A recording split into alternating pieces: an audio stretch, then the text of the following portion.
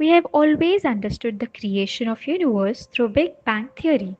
As per the Big Bang theory, in the beginning there was nothing, and from that nothing came a Big Bang caused by no one, coming from nowhere.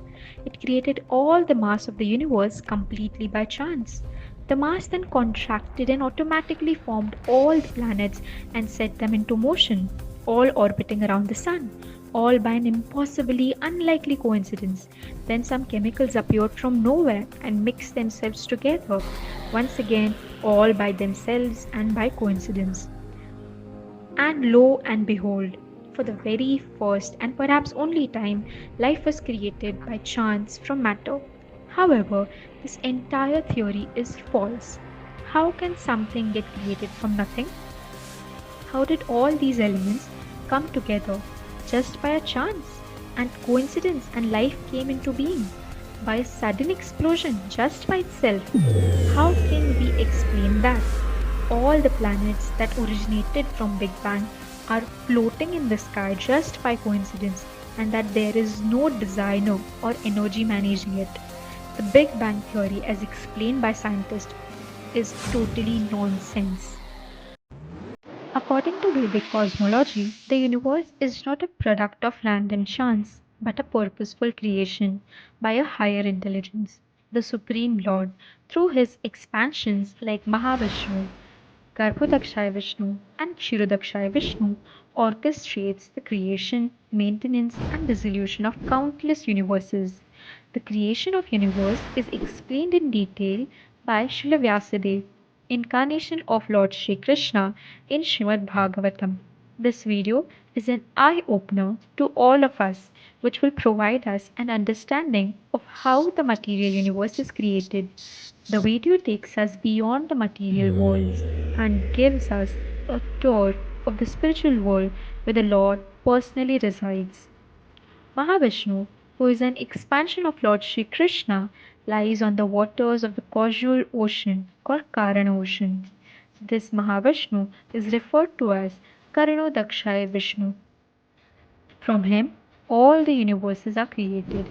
When Mahavishnu exhales, all the universes are created, and when he inhales, there is a dissolution of all the universes referred to as Pralaya. You all can see the golden bubbles floating on the causal ocean. Each bubble is a universe. Thus, there are innumerable universes that are created from all the pores of the body of the Lord just by exhalation. Now, let us deep dive into each universe and see what it looks like. Mahavishnu enters each universe as Garbhodakaśāyī Viṣṇu. Within each universe, he rests on the Garbhodaka Ocean, and from his navel sprouts a divine lotus flower. Lord Brahmā, the secondary creator, is born from this lotus to initiate the process of shaping life within the universe. He is the first living being, Jiva, within the material universe and is endowed with extraordinary intelligence and creative abilities. Brahma organizes the material elements provided by the Supreme Lord and creates 14 planetary systems divided into upper planets, middle planets, and lower planets. These planetary systems form one universe, and there are innumerable such universes emerging from the skin pores of Garbhodakaśāyī Viṣṇu, resembling bubbles in the causal ocean. Beyond the material world, beyond the material creation, lies the eternal spiritual sky, free from suffering and full of bliss. Before entering the spiritual sky, one encounters Sadashiva, which serves as a threshold separating the material and spiritual realms. Beyond this is Kailash, followed by the effulgent Brahmajyoti, the radiance of the Supreme Personality of Godhead. Brahmajyoti, the effulgence of the Lord, surrounds and separates the Vaikuntha planets from the material universe. It is radiant spiritual light emanating from the transcendental body of Krishna. Vaikuntha planets. Beyond Brahmajyoti are the Vaikuntha planets. In the Vaikuntha planets, Krishna resides in four-handed form Vishnu. Vishnu is accompanied by his consort, goddess of fortune, Lakshmi. There is no birth, death, old age, and disease in the Vaikuntha planets, as there is in the material world. Vaikuntha planets are eternal. They never undergo destruction. There is eternal bliss and happiness in these planets.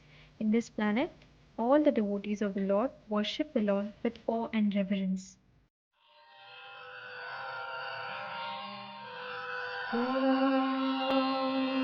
Kausalya Supraja रामपूर्वा सन्ध्या प्रवर्तते उत्तिष्ठ नरशार्दूल कर्तव्यं दैवमान्तिकम्. Golok planet. Above the Vaikuntha planets is Golok or Krishna Lok, Goloka Vrindavan. Goloka Vrindavan is described as a lotus-shaped spiritual realm, glowing with eternal bliss and divine pastimes. Here, Lord Krishna resides in his original form, surrounded by his devotees. Krishna performs his divine pastimes with gopas and gopis, tending cows and playing the flute. You can see various pastimes that Krishna is performing with his devotees in the folds of the lotus flower.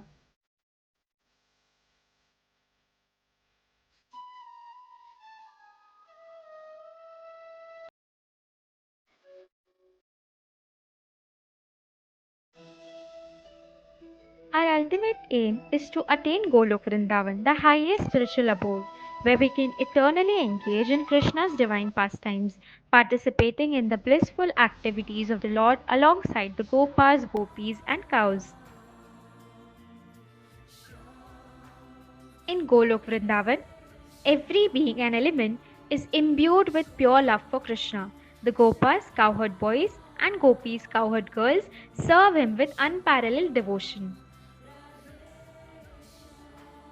We often think that the ultimate aim of human life is to attain heaven, but if, due to our good karma, we get a chance to go to heaven, we will have to come back to earthly planet after exhausting our good karma. That is the catch. To reach Goloka Vrindavan, one must cultivate pure devotion, bhakti, to Lord Krishna. This involves surrendering to the Supreme Lord, studying scriptures like Bhagavad Gita and Śrīmad Bhāgavatam,